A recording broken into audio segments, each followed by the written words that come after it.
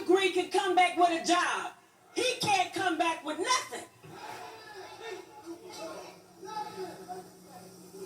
I want to show this to you, sisters, so that we can relook and rethink our choices, because we are being plotted on. So we're throwing away good men because we think that they don't have the ability or the intelligence to make what we make. If the white man would give them the job, you would see something in your man.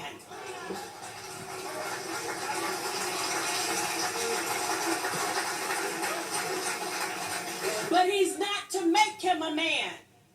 When he brought him to the shores, he gave them the name boy.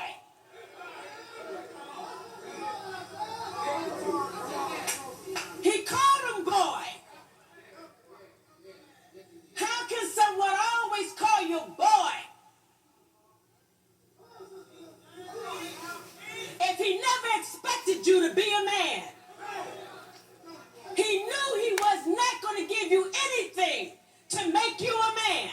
Now, I'm going to put up an image of this man. If you've seen this man before, then you know how he got cancelled for talking about this exact topic. He got so much influence and impact to the point that it shaked the globe as we know it. And you know exactly what he was talking about. He was talking about the war against masculinity. Now, this war has been going on for a very long time.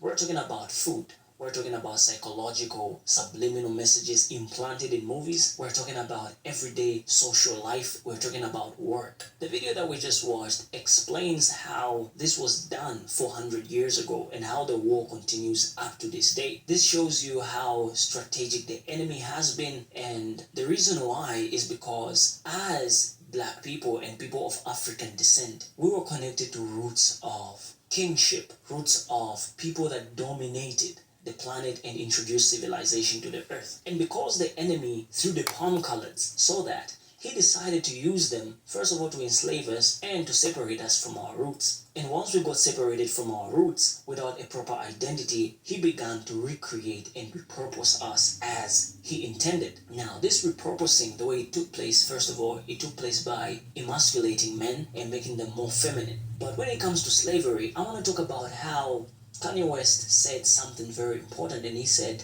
most of the times what the slave masters used to do in those days is when one of the slaves seems like he's strong or he's an alpha male and he's showing that power and dominance, sometimes when they give him a task to do, he questions why he has to do that specific task in the specific ways they've told him to do that. When those palm-colored slave masters saw that, they got that person and made an example out of them. And what they did to them is, first of all, they stripped them and removed their clothes as men and put them in front of their little ones. Young people were there, women were there, and then started whipping them and embarrassing them there. Sometimes they'll be punished for a whole week without having food. They'll be maybe tied to a tree while everybody that is working is seeing the example that has been made out of those people. That was a strategy that was done so that men may be emasculated and men would start fearing taking action when it comes to standing up what they know that is right. And that's how they started separating us from our roots. Sometimes the medication that